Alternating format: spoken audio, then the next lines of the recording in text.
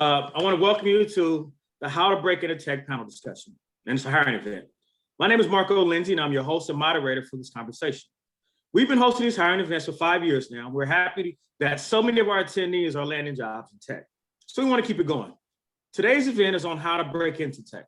This discussion will be centered around how people who come from fields outside of the tech industry and people who are recently starting their working career can land fulfilling roles at a tech company. In a moment, I'm going to introduce our panelists. We have some very distinguished guests here today. Then I'm going to ask them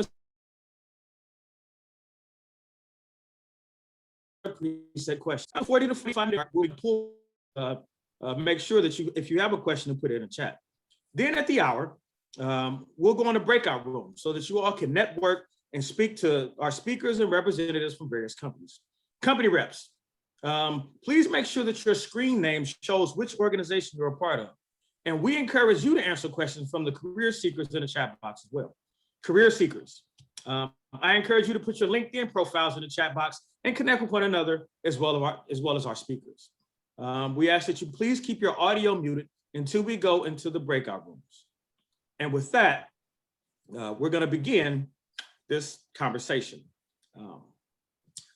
I'd like to announce our first speaker, Kevin Green. Kevin is an Oakland, California native who attended USC under a football scholarship. Kevin graduated with a bachelor's in communications and a master's in digital marketing. A 4-year NFL veteran with the San Francisco 49ers and Tennessee Titans, he retired in 2017 and began working in technology sales at Salesforce. He has a passion in motivating others to live a healthy lifestyle that brings them peace of mind. We want to welcome Kevin Green to our discussion. Next up, we have Jennifer Fearman. Jennifer is a certified planner with 15 years of experience in planning and implementing projects. She has worked with roadway designers, traffic engineers, elected officials, and the public to create accessible transportation facilities for all users. She recently made a pivot in her career to bring her expertise to the first big data platform for transit, and now uses her knowledge of transportation systems to help make transit agencies more efficient. We want to welcome Jennifer to this conversation. Christine Teen Zekas is an educator turned developer working as a software engineer at Chime's Chicago office. She shifted careers by way of coding bootcamp in 2015. We want to hear more about that. Becoming a third-generation woman programmer who takes pride in developing clean, well-tested code. As a champion for diversity, and equity, and inclusion in tech, Teens values mentoring and sponsoring other career changes, especially those who are underrepresented in the industry. In her spare time, well, Teen has a 3-year-old daughter and a 1-year-old son, so she has no spare time. But we do want to welcome her and thank her for making time to be on the call with us today. Our fourth and final panelist is Matt Alexander. Matt started his career as a videographer and film editor for various musical acts and feature film documentaries, most notably the Grammy and Academy Award-winning film, 20 Feet from Stardom. After 6 years of solely working in the film industry, he transitions to tech sales at Ellie Mae, a fintech company in the East Bay, where he worked his way up from an SDR to national account executive. In his spare time, he also helped Ellie Mae's founder, Sig Anderman, start the Springboard Initiative, which was a job training, job placement program for young African Americans with non-traditional backgrounds to transition into tech jobs. In 2017, Matt was appointed to the Oakland City Council's Workforce Development Board by Mayor Libby Schaaf, where he worked to bring tech opportunities to Oakland's inner city.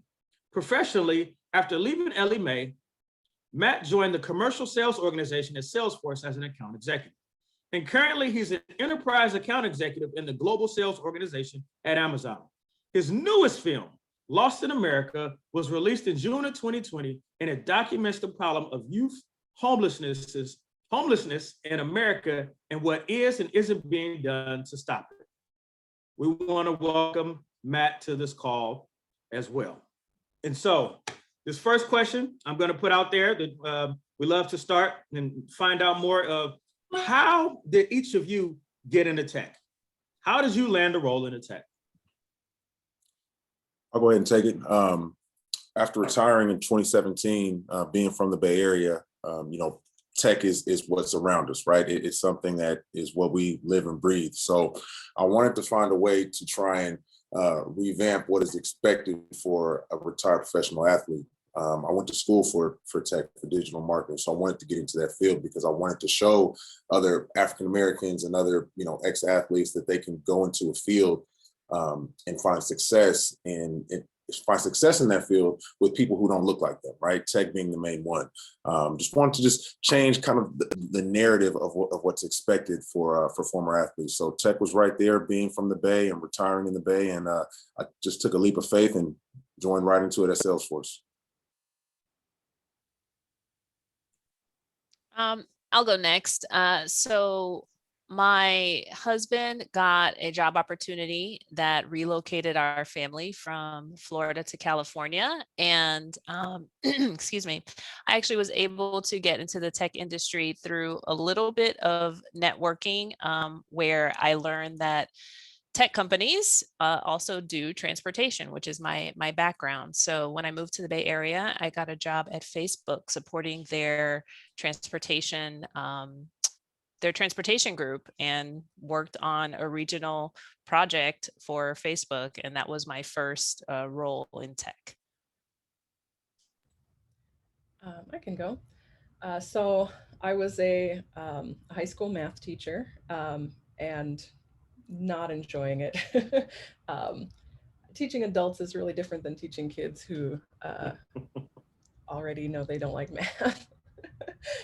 So I was a long-term sub for a bunch of teachers who were on like maternity leaves, and one of those teachers also taught AP science. So I was, staying a chapter ahead of the kids and learning the code, just before teaching. I actually really liked it.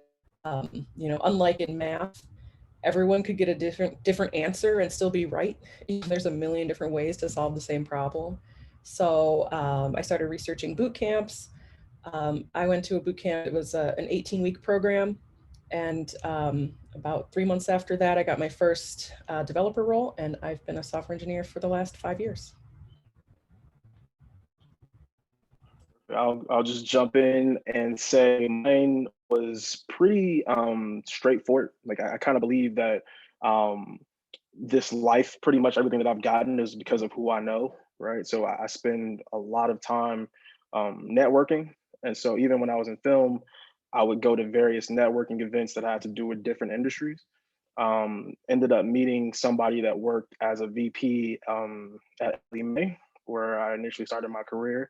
And they just gave me a shot. I think initially I was just trying to find more of a steady paycheck. Like the movies and stuff are cool, but like once those projects are done, those checks stop. And I was just trying to find like something I can get on a weekly basis or bi-weekly basis. And they gave me a shot, and I kind of just ran with it from there. But yeah, just constant networking. Got it. Thank you all. It seems like you all at different routes to get to where you are. Here's a question. What roles are available to those looking to transition into tech from other fields? Particularly, I know a lot of folks who may not know how to code, and there are some folks who do, but what roles are available within your organizations that you know about for people trying to transition in? I'll start. So one of the things that I've realized is that tech companies are not any different than other companies. They have human resources, they have accounting, they have needs for planning for facilities. And so when you're looking at roles at tech companies, based on your expertise, you just have to see what's out there. My company, for example, is hiring for a head of human resources. We are hiring for a marketing lead.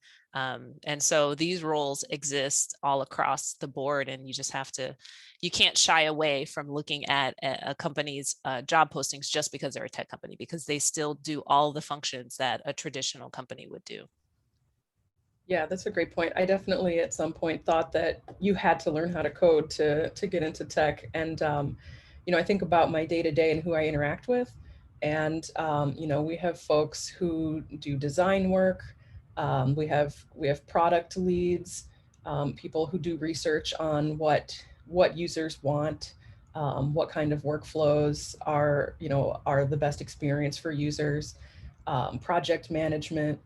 So each team, even the teams with the engineers, have all kinds of folks who are sort of lining things up to figure out what are the team priorities and what is the product aim that we're trying to design. So there's definitely a lot of other spaces within that as well. Yeah, I'll say the same thing. A lot of the times I tried to figure out what like transferable skills I had, especially coming from film, right? It was like trying to figure out like what was even available at the tech company. So to Jennifer's point, like there were accounting positions, there were sales positions, there were HR positions. I felt like my skills transferred pretty well to sales because I knew that I would be able to kind of speak from a standpoint of like how to sell a product. I've been kind of selling myself, so to speak, for lack of a better term. But like as a freelance worker, like I knew how to kind of get people's attention and keep their attention and make them want to hire me. So I thought that would be a pretty good skill to transfer to a sales organization and a more structured sale. And so I think the first is just kind of knowing yourself, knowing what you're good at, and then trying to communicate why what it is that you've done in the past can kind of help a company, right? But yeah, I would say start with yourself, but yeah, to Jennifer's point, it's endless possibilities as far as like what you could get into. Yeah, just to piggyback on what Matt said, if I'm in sales, right? So if it doesn't matter where you're selling a product at, if you can sell yourself first as a person, then selling whatever your company is for is going to come second nature, right? I think that the biggest misconception when it comes to, especially for African Americans going into sales is that, we feel like we need to have a coding background. We feel like we need to go to school for something like that. The thing I tell folks all the time is, if you can be, I sound like an athlete, but excuse me, if you can be coachable, right? If you can, work well with others, then everything else is going to fall right into place, right? If you can, be personable, learn how to communicate well, work well with others, it's going to fall right into place, and everything is just extremely easy from that aspect, especially with sales. Let's talk a moment about, I think there may be a misconception, and you all can highlight this, in regards to transferable skills. And so let's just say, someone has a customer service background, right? Is it necessary to translate what you did from your customer service background at a brick and mortar into a tech role? And I think the underlying idea is that a lot of people believe that you have to go from tech sales to get into tech sales. A lot of people think you have to go from tech customer service to get into tech customer service. Is that true? Or can you come from the outside industry with the skills that you have from different sectors and utilize that? So can you talk a bit about that? Yeah, absolutely. So, in terms of transferable skills, one thing that I think was another misconception about tech is that, coding is just like a single person sitting in their basement writing code, right? But instead, we are all working in teams. And there are so many skills that come with working in teams that you can develop anywhere, right? And, for customer service, you're developing communication skills.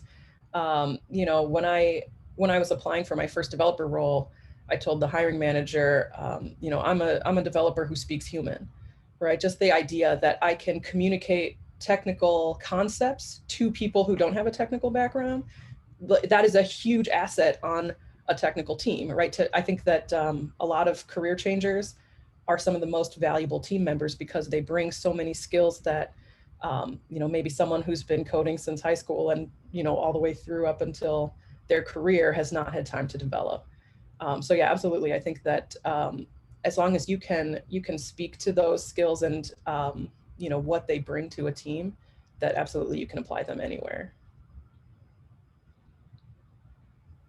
Yeah, I think just to piggyback on that, I think what the common theme is just communication, right? Like it's how well can you kind of weave a story, which to me that's kind of all like sales or even like kind of transferring industries is to a degree. It's kind of you just kind of telling the best story about why it is that you're a good fit for what it is that you're applying for, right? Like people hire who they like, right? Like it's just kind of just simple as that, right? So if you're able to kind of communicate and also tell a very intriguing story as far as like why your path has led you to this point and why you think you're gonna be a good fit, I think that probably will go a lot further, than kind of any other soft skill I think I can suggest. But like just communication and then kind of focusing on how to tell that story and why it would make sense to somebody,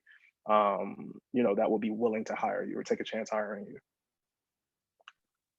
Yeah, I would like to add to that to just say, echoing what Teen and Matt just said, tech companies are interested in your ability to solve problems and your ability to relate to whatever their mission is and whoever they're serving. And so, in my instance, transportation planner, I worked for state government for 9 years. I was a consultant for several years, and I was doing a very specific kind of work with public agencies and with the public, and that was my background. And then Swiftly makes software that we sell to public agencies, and so my knowledge translated because I have worked inside of a public agency. I know how they think, I know what they want, I know the ins and outs of it. And so the story that I told when I applied for that, my role that I have now is I know what our clients are thinking, and that's the value that I translated beautifully into the role that I have now. So you just kind of take whatever you're good at and you flip it to show how it is of value to your employer, whoever it may be. They pretty much hit the nail on the head, Marco. Yeah, that's good. That's very helpful, all of you. Thank you. Let's switch gears. Let's switch gears a bit. We're people of color, right? And we're dealing with the tech industry. We realize that one of the reasons we're doing this is because tech has had an issue with diversity, inclusion, belonging, and so given that you all are in spaces where you're surrounded by people that don't look like you, imposter syndrome may come about. If it doesn't, that's perfectly fine. Don't get me wrong. I realize that's not something everyone deals with. But if you have dealt with that, how did you deal with that? How did you overcome it? Each of you are seeing you're seeing success in your organization, and so you must be doing something right. And so help us understand your process for dealing with imposter syndrome. Yeah, I'll go ahead and start it off. You're absolutely right, Marco, that there is a lack of representation when it comes to minorities in the tech field, right? And I think the huge misconception is you have to change who you are as a person, how you act, and everything like that in order to fit in, right? The biggest thing that I tell people is, one, be a professional, right? You're there for a reason. Handle yourself accordingly, and two, bring your true self to work. Okay. There's no need to code switch. There's no need to act different because you're around a bunch of folks who don't look like you. Like you're an individual, and that company that you're at hired you because of that individuality. So don't change from that, right? That's what got you in the door in the first place, because you handle yourself accordingly and you work extremely hard and you're an extremely smart person. So don't let anybody that's at your job derail you from that narrative that has built you up to the person that you are. I've never felt a need to, imposter syndrome or code switch because I'm so comfortable in my own skin to where it resonates to the people around me, right? So where it's a situation where people are learning from me and I'm learning from other people. And I'm comfortable in the standpoint to where Kevin Green, the brand, is going to sell well for Salesforce because of who I am. So that's just how, the way that I see that. Kevin hit that one on the head. Yeah, you have to be who you are. I was just telling the other panelists before we opened up the call that last week, I have 2 daughters, they're toddlers, and one of them didn't go to daycare last week, and she was in all of my meetings at work. And I'm a parent, that's who I am, and I'm not going to try to hide that. And so, the things that make you are the reasons why you you know, have been hired. And so you just have to be true to that and, you know, let people accept that. And every day, you know, fighting imposter syndrome means just pushing through, just stating your opinion, being yourself, never backing down from who you are, because that is how you got to where you are. And so it's harder for some people than others, but it's very important to just stay the course. Don't give up, don't be afraid, don't let that insecurity take over. I'll just piggyback a little bit. Kevin, you're gonna love this story because when I first got to Salesforce, I had this afro. I didn't know what to do with it because I never really had long hair before. And you know, it's important to find your tribe, right? And so when I first got to Salesforce, like it was predominantly white. You know, I didn't really know anybody of color there. But you know, I found friends. I found people like KG. I found people like, you know, our other friends there. And funny story is like I cut my hair like the first 2 months or so I was there. I just cut it all off because I felt like I was standing out on the floor. For some reason, like when I would go to meetings with clients and things of that nature, like I just didn't feel like they understood me, so to speak. So you know, but then as soon as I did it, like that same day, I was like, I'm never cutting my hair again. Like for some reason, like me doing that immediately kind of set me on a path where I was like, I never second guessed how I was feeling ever again. And because of that, like because of that one thing, like me cutting my hair, it has made me so comfortable in almost every situation that I'm in, you know, client facing or internally. And a lot of that came from just finding people like Kevin, finding people like our other friends at Salesforce that just kind of reiterated some of the things that he said earlier about, you know, kind of just being your full self and not necessarily compromising, you know, who you have to be because you're there for a reason, right? But I was just kind of in my own head about it. And yeah, never again though. Wow, I love that so much. These are all great answers. So I actually go to tech conferences and give a 45-minute talk about imposter syndrome. It's a big thing, and it's shocking how many people experience it. So I'll try to whittle it down, but like I think the two big things that I try to do is one is documenting your accomplishments, and also just like praise from other people. So I have like a running spreadsheet of just like big or small things that I've done that I can look back on and just remind myself like, oh no, you know what you're doing. You did this, you did this, you did this. And it's also really helpful when it's time to like update your resume because or like talk about promotions or whatever, because you have, you know, these are the things I've accomplished. And then the other one is a lot of what Matt was saying. I call it a hype squad.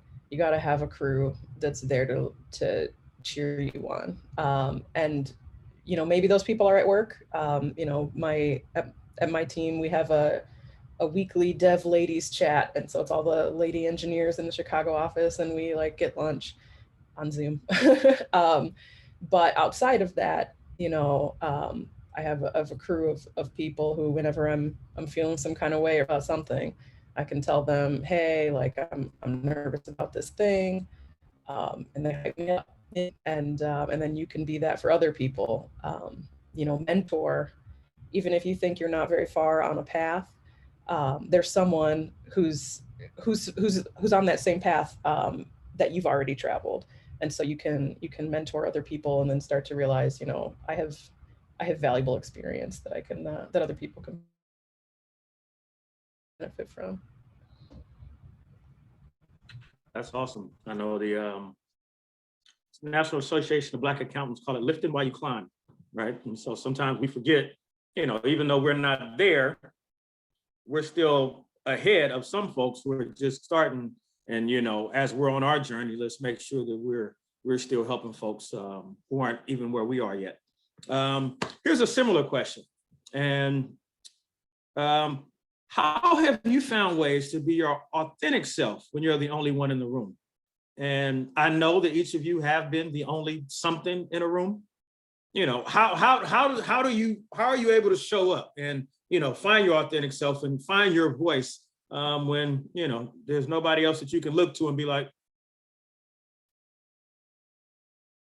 I'll take that. I'll just say, you know, pretty sane, like pretty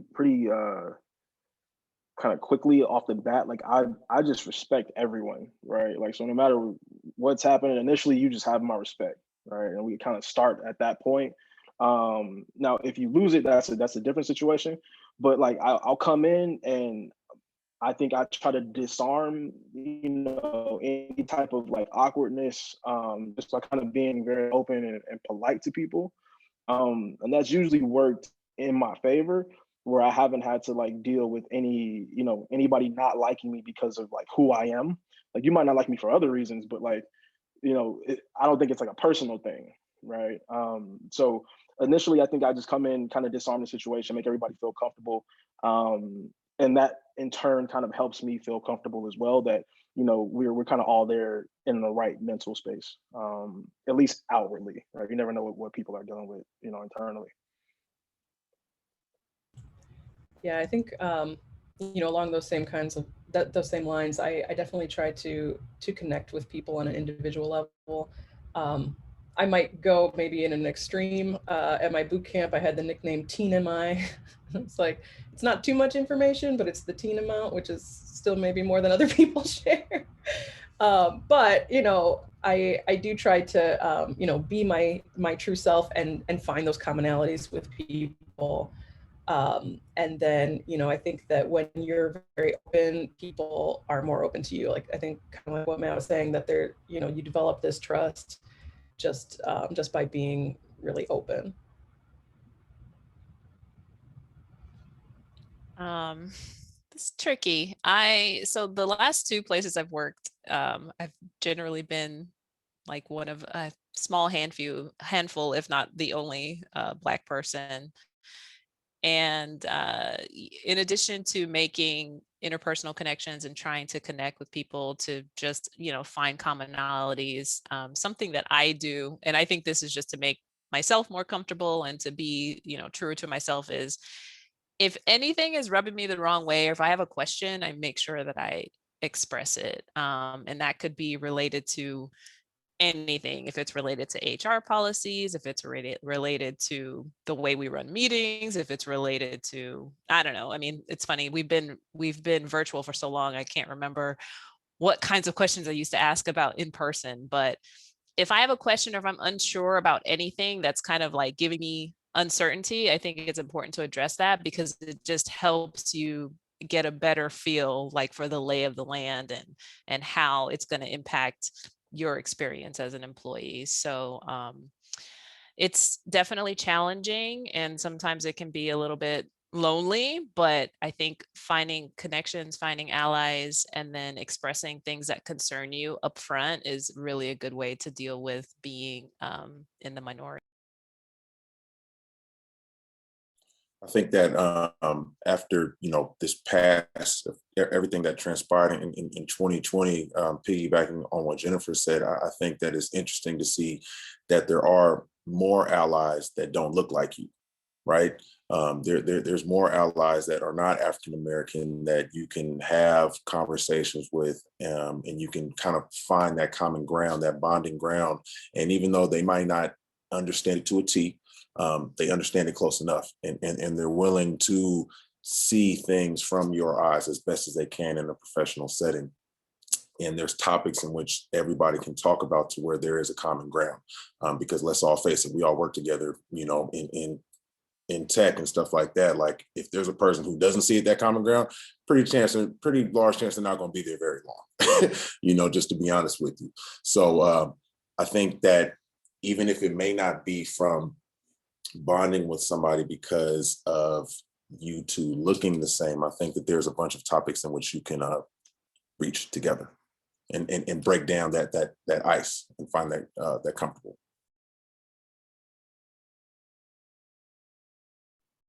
thank you all. I want to circle back on something that was said earlier. I think Matt, you said it, you talked about networking, and you know how you've been able to use that for your career. I guess, you know, the first question is, how important is networking, would you say, in regards to, you know, folks looking for a career? Because we have people on this call who are looking for jobs or actually looking for jobs. So how important is networking? And then break down what is networking, right? I mean, I think we throw that term around. I've heard, your network is your net worth. So what is networking? Is it, do I walk up to somebody, hey, I'm Marco Lindsay, here's my business card. If you know somebody hiring, what strategies would you all give to help folks have a better grasp of how they should network? So I think when it comes to networking, I'm sorry, Matt, go ahead, bro. please continue. I think when it comes to networking, you want to be sure in your ask of that person, right? You just don't want to say, hey, I'm in a position where I need a job. Heard you're hiring over there. Was good. You never want to have it like that. If it is somebody who you have been able to hear about their background and done a little bit of research, spit out little things like, hey, I saw you went to this school. Hey, I saw this is where you started before you got to this company. These are things that I'm interested in. Right now, 9 times out of 10, people are always going to want to, they're always going to listen to you. People always want to talk about themselves. They're always going to exchange, here's my email, follow up with me, right? That's something that we always hear. Now, what happens is we get that email and we never follow up with them, right? We hand out a business card, we lose it as soon as it gets in our wallet. I think that the biggest thing that can set you apart from somebody else who is coming out to that individual, asking for a job or asking for them to follow up is actually following up. I have a rule that I have, it's called 30, 60, 90. And depending on how important that person is to you, you're going to follow up with them every 30, 60, or 90 days, just to stay on their radar, just to constantly be in their ear, let them know that you're serious about the conversation that you had with them in the elevator or, wherever you going to lunch, standing in line to get a salad or something like that. You definitely want to make sure that when it comes to networking, you're sure in your ask and that you're going above and beyond to be on that person's radar. Because trust me, there's been a million people that have, come to me and say, hey, KG, I want to get on in Salesforce, right? And I say, okay, yeah, no problem. Find me on LinkedIn. Let's wrap. And it never happens. Or, I'll talk to them one time and then that's it. Because I have a life, I have responsibilities myself. My sole purpose is not to get you hired. My job is to try and show you the keys or show you the water, but I ain't gonna force you to drink it. So I think that that's the best way, the best advice that I can give when it comes to networking. Yeah, I mean, that was basically everything I was gonna say. You said it so much better than I could have ever done it. But I think, for the most part, I learned networking through the film stuff, right? So I came to Hollywood when I was like 17 or 18 and I had to just kind of figure it out. And what I noticed about tech was that it kind of operates the same exact way. And so, my Salesforce story is interesting because I did work at Salesforce, but that was maybe about 3 or 4 years after I had already started working in tech. But I knew that I wanted to get to Salesforce. So a lot of the things that, I don't have a college degree, like I have an associate's degree, not a bachelor's degree. And I was like, how do I stand out, in this interview process? But I would go to Salesforce events and just hang out, right? Like I would get to know people. I would become friends with people. The funny story, like I had went to a friend of mine from Salesforce's birthday party 1 year, and I ended up meeting my eventual first manager that hired me at Salesforce, and he was like, yeah, I remember you from such and such's birthday party last year, right? And that's just kind of like that long game. And then anytime they brought it up with me, like, hey, you ever think about coming to Salesforce? I would be like, nah, I never thought about it. Like I would just be like, I would always be like, nah, I never, like maybe one day, right? And they did that for about 1.5 years until I was like, okay, finally, like, yeah, I think I'm ready to like to do this, right? But like you have to kind of know where you're going to go, and your networking has to be so precise because you're talking about these are big businesses. These are top businesses in the world. Like you can't just kind of walk in there off the street. So like, what are you going to do to kind of set yourself apart? Whether it be on your resume or in person, or they have Eventbrites and things of that nature. Things like this. Like Kevin works at Salesforce. Now you network with Kevin and hit them up, right? Like take them to go get coffee or whatever it might be, right? Like actually care about the people that you're trying to network with. And then, you know, you can potentially gain from that as well. There's nothing wrong with that, right? There's nothing wrong with you getting something for all of the things that you're actually getting, right? Or giving, so to speak. But yeah, that's my 2 cents on it. Yeah, that's all great. I think the only 2 things I'll add is once you're in a role, you know, just doing well and getting to know the people in and around you in your company is helpful. You know, every job I've been at, there's always a team that's like, oh yeah, this person came over from that company and then they brought 6 other people. You know, like it's always like, you know, oh yeah, so and so is really good. They should come with me. And so like for that next role, you know, you just want to be making sure that you're, you know, doing well and keeping up relationships with the people around you.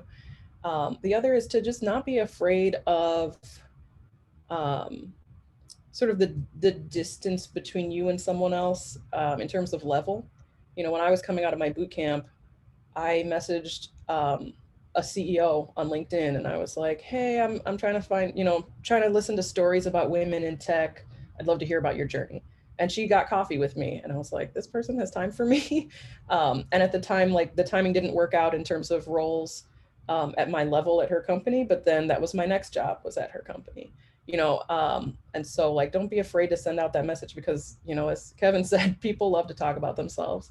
So if you hit somebody up and you're just like, hey, you know, I'm interested in your journey because you've done some of the things I want to do, you know, can you tell me about it? People love to talk about that stuff. Oh, and so that's so perfect to add because what Teen just described is exactly how I got hired off the street to Facebook. When I learned that we were moving to the Bay Area, I started searching LinkedIn. I switched my geographic area on LinkedIn from Florida to California. And then I came across a name that I recognized. It was someone that I knew had worked in transportation in Florida. And so I hit her up on LinkedIn. I saw that she had moved from Miami to the Bay Area. I saw that she was working at Facebook, but I did not ask her for anything. I reached out to her and I said, hey, I see that you just moved from Florida to California. You're in transportation planning. I'm about to do the same thing. Do you have any advice for me? Do you have any, you know, insights? And she responded back a few days and she was like, actually, I'm hiring. So let's talk. And I was floored. I wasn't looking for a job at all. I was literally just asking for some insights. And the role that I'm in now, the way that I networked is by being involved in professional organizations. So I'm a member of the Women's Transportation Seminar. They have a mentoring program, they have a leadership program. I participated in both of those, and that's how I met one of the managers who hired for my current role. So staying active in the circles that, you know, have the people that you want to work with is a really great way to network without having to ask for anything. You're just in the room with them, you're chatting with them, you're learning with them. And then when you need something, they already know who you are. Yeah, that's just to reiterate. I was just around. Like I'm always just around. Like anytime people would see me, they'd be like, "Yo, I know you from somewhere." Like everybody couldn't figure out where they knew me from, but they're like, "I seen this guy somewhere." And that's literally how hungry you have to be to kind of break into these companies or just in life, whatever you want to do, right? Like you put yourself around it, and then people will literally just start asking you, "What do you do? Why aren't you working with me? Why are you not?"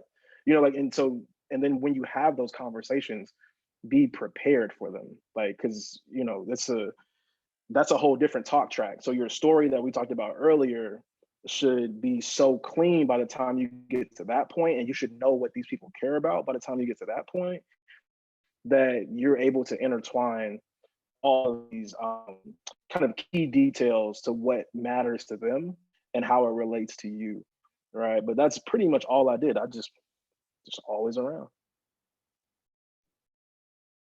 All right. That's some good nuggets. I hope y'all taking notes. I'm not even looking for a job and I'm taking notes. So this is some good stuff that they're imparting on us. Here's a question. kind of piggybacking on some of the stuff I heard, and it's a two-parter, right? So one, can students right out of college land tech roles? That's one. That's the first part. Second, folks that didn't finish college or who've been, out in the workforce for a long time, what about these certificate programs or boot camps? Can they help them land roles in tech? And so one, you're fresh out of college, maybe you didn't are there roles available for you in tech without much work experience? Then also, if you've been out of college or been out of school, you didn't finish college or you've been working for a while, certificate programs, boot camps, do those help with land roles in tech, or should people bypass that? What are your thoughts on all? Yeah, absolutely. So I would say that for a lot of companies that that have like mentorship programs, there will be internships, paid internships. Don't do any of this unpaid stuff. Paid internships or apprenticeships. There's all kinds of junior level roles. And you can do some of those things, during the summer in college, and then, now you've built up experience so that by the time you graduate, you're not coming out of it with zero experience. So yeah, definitely there are entry level roles all across the board in tech. In terms of, I can't speak as much to certificates, but boot camp, changed my life. And my current manager went to the same boot camp as me. And his manager, our director of engineering, went to the same boot camp as me. So, it's definitely a route that's becoming more common. I think that we're starting to lessen the stigma of like, if you don't have a computer science degree, you can't do coding. I think that there's more and more people taking other routes to learn that stuff. And you can do that stuff and be self-taught. For me, I think I needed the curriculum to just know that like, okay, I've done the things that like someone thinks I could do this job, so that's what was really helpful for me in terms of the boot camp. But yeah, I mean, that definitely kickstarted my career and and helped me with an instant network that I have. And I already know people who, a year or two beyond me have already, gone up to management levels and stuff. So yeah, I'd say definitely it's worth the time. I just want to add, like, I just want to make sure nobody that knows me is on this real quick. Hold up. All right. So look, so um on my resume, on my LinkedIn, it says I went to UC Berkeley, right? And how I finessed that was because um at Ellie Mae, they paid for education, right? Like most companies, that's a benefit, right? So you go to Ellie Mae, maybe people don't know what Ellie Mae is. It's like 1,000-person company out in Pleasanton, in the Bay Area, but they are paying for, you to get education and training. And so they had an executive education program at UC Berkeley.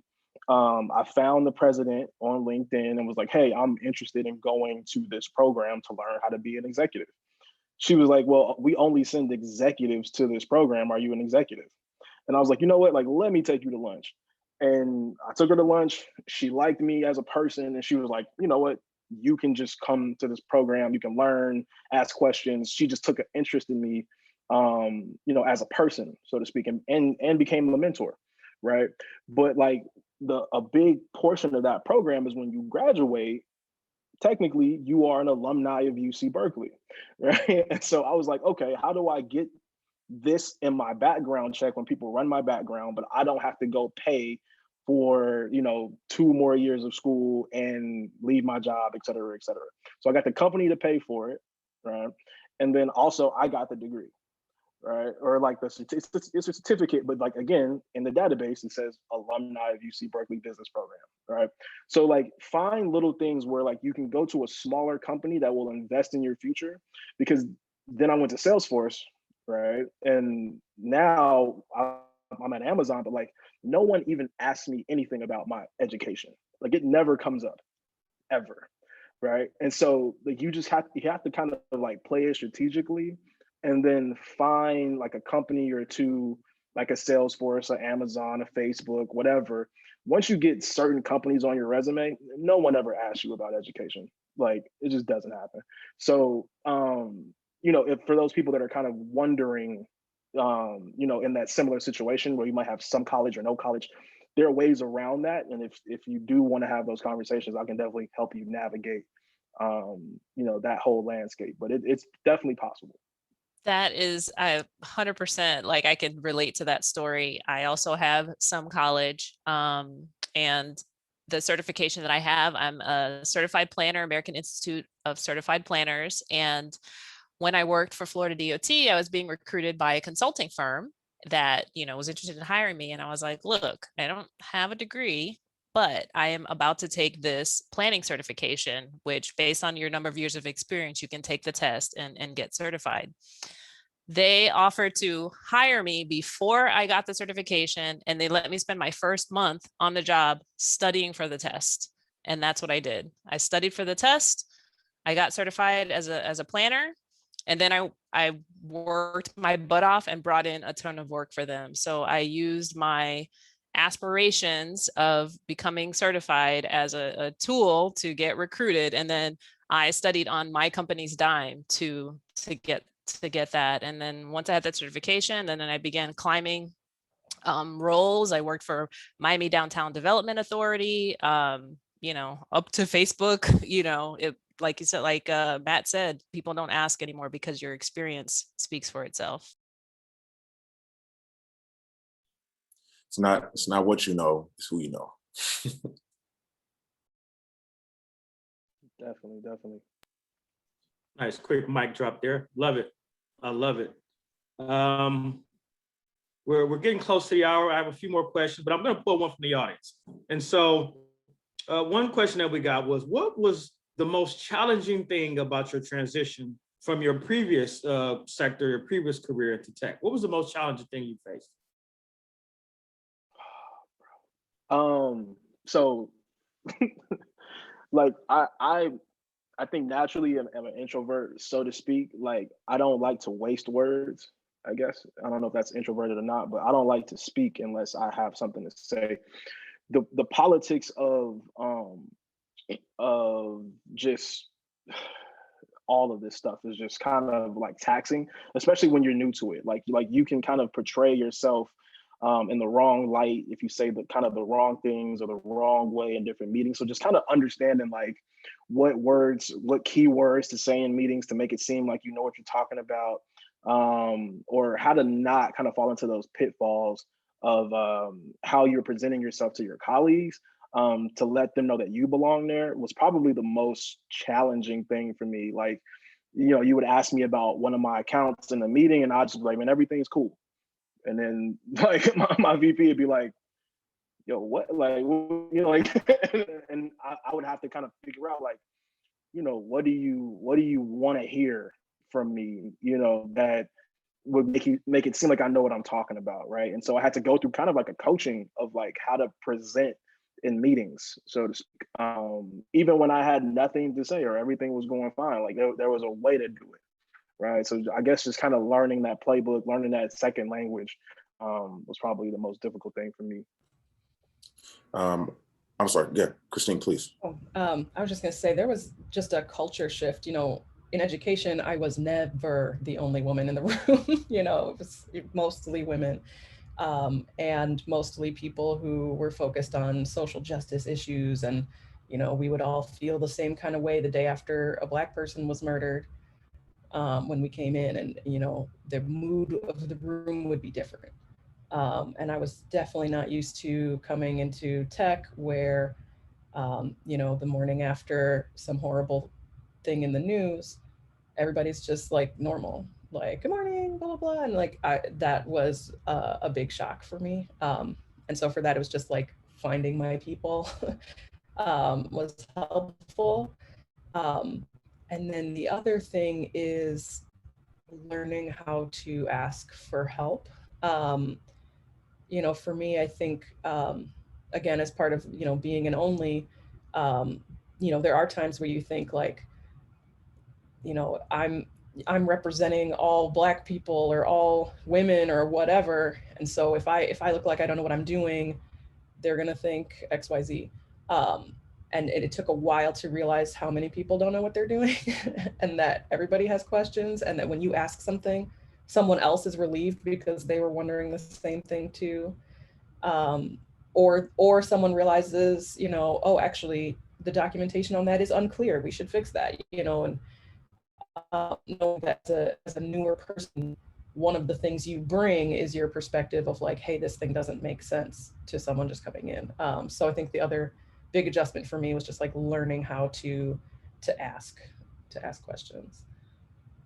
And I'll add to that, similar to what Teen just said, learning how to speak up. A lot of these companies have very, very open lines of communication, and you know, the hierarchy doesn't exist. I came from working in government, like I said, and where you really only talk to your manager and maybe your manager's manager, and then anything after that was like outside of your pay range, but it's not like that. And so kind of learning how to communicate amongst an entire organization is definitely a skill that you need to have to make sure that you are presenting information to people that want to hear it in the way that they need to hear it, and then also, you know, similarly receiving the kind of information that you need either to do your role or to do better in your job. And so just kind of honing those skills and realizing that you have access to the entire company. Sometimes it can be a little bit overwhelming because things are so open.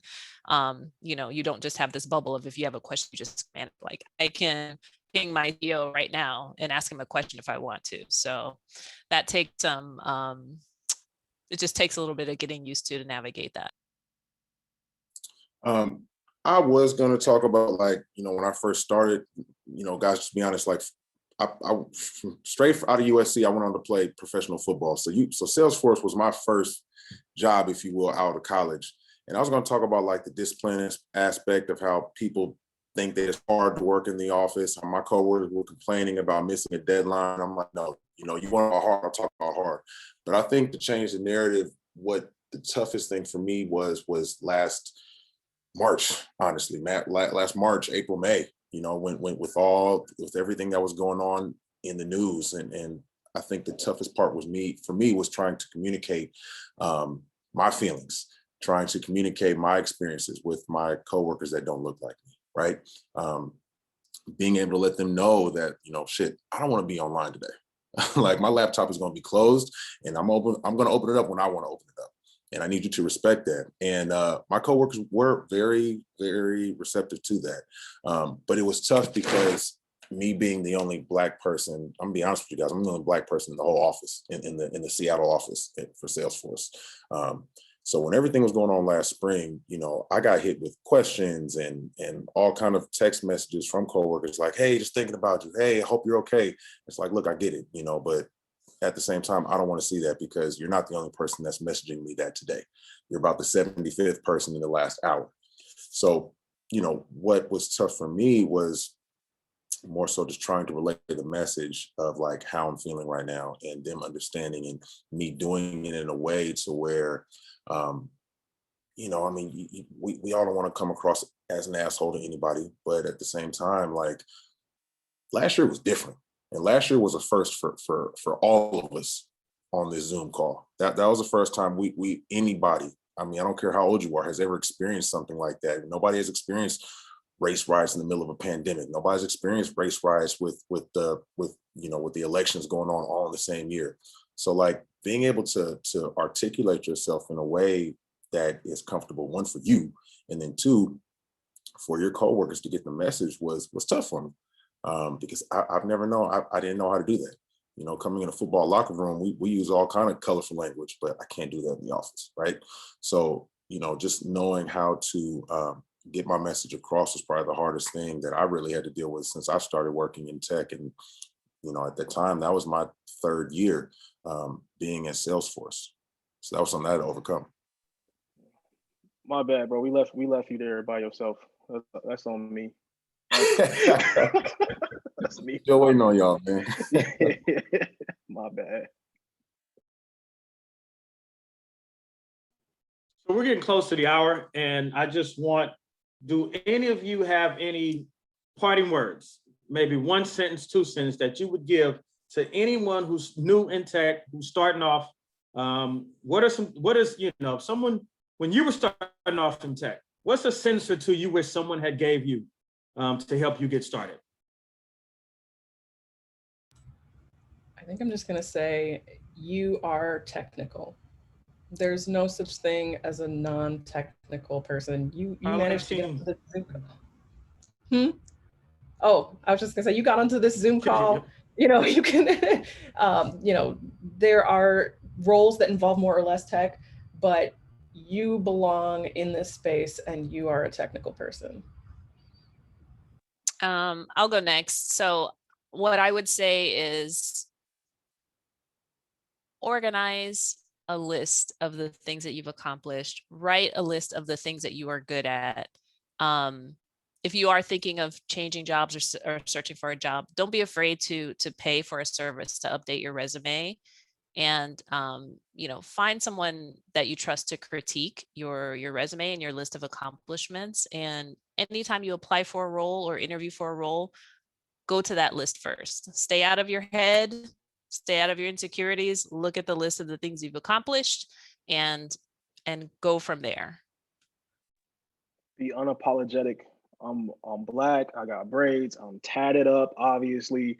Like, I'm an enterprise account executive at Amazon. Do not feel like anything that you got going on will prevent you from doing anything that you want to do in this whole industry or in the world in general. But in this industry, like, there is a place for you, no matter what you got going on. I would just say take pride. Take pride, and this is more so for the minorities in this group chat, for the women in this group chat. Like, take pride in what you're doing. You belong there. You being in that position, you're setting the example for young minority men, for young minority women all around that you don't even know. But they may come across you on LinkedIn and see your job title, or they may see you walking, once we get back into the office, walking down the street, buttoned up. Oh my gosh, like, what does he or she do? Like, you're setting an example for what they can become one day. So take pride in what you're doing. There's always a point in time in life for all of us where, an older person told us, like, you kids, you guys are the future. And, now we're at the aspect, I was just talking to Teen, she has a 3-year-old, it's like at some point in time, she's going to be having the same conversation with her daughter, and the example that Teen is setting for her baby, like, her baby's going to be doing the same thing for her daughter down the line, or her son, so, not to scare you, Teen, I know that's way down the road, but, it's just like, understand the position that you're in and take pride in it. And just like everybody said, you belong, and there's a spot for you there, and you are changing the narrative of what is expected for African Americans, for Latinx, for women that are in these corporate companies. Like, you're changing the precedent of what is expected. So take pride in that. You belong, and shit, you matter.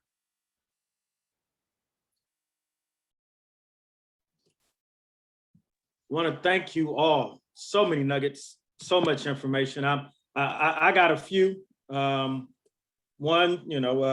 30, 60, 90 follow-up based on how important the contact is to you. Document your accomplishments, get praise from other people. Find someone on a similar path as you and ask for advice. Stay active in the circles of people you want to work with. Leverage company resources to bolster your resume. It's tons of nuggets. Those were a few. And I really just want to thank our panelists for all this information that they provided to us on today. You've been extremely helpful. And we know that some folks are going to, be better off in their careers because of the experience and the information that you provided. We want to thank our corporate partners for partnering with us on this, especially Chime, who showed up in big numbers today. I just posted an event. Our next upcoming event is going to be how to successfully navigate the virtual hiring process. That's going to be on May 12th. And, the next step, we know that you're going to be at this event. You're going to hear this information. You're going to learn. And next, you're going to be applying for jobs. These folks, they're on this call, are going to hire you. You're going to have to do a virtual interview. We want to make sure that you have the tools necessary to be successful in that. In a moment, we're going to go into breakout rooms. Career seekers, this is your chance to network with other career seekers, because remember, we just talked about the networking and how important that is. but it also is going to be your chance to talk to representatives and recruiters and our panelists from these tech organizations to get some, some more personal advice on your own situation and how you can advance in your career. When you go into the breakout room, we ask that you wait maybe, 10, 15 seconds for everyone to get in. Then we ask that you initially just do an alphabetical go round, leading with your name, where you're from, and what type of career you're interested in. If you're at an organization, if you're a company rep, say your name, the organization you represent, and then how long you've been in the tech industry. And so I'm going to put that in the chat, and just know that we're going to go into these breakout rooms momentarily. But again, we want to thank everyone. We know some folks may have to log off, but we encourage you to stay on. And we're looking forward to talking to you all. We'll come back at 1:30 to close on out. All righty.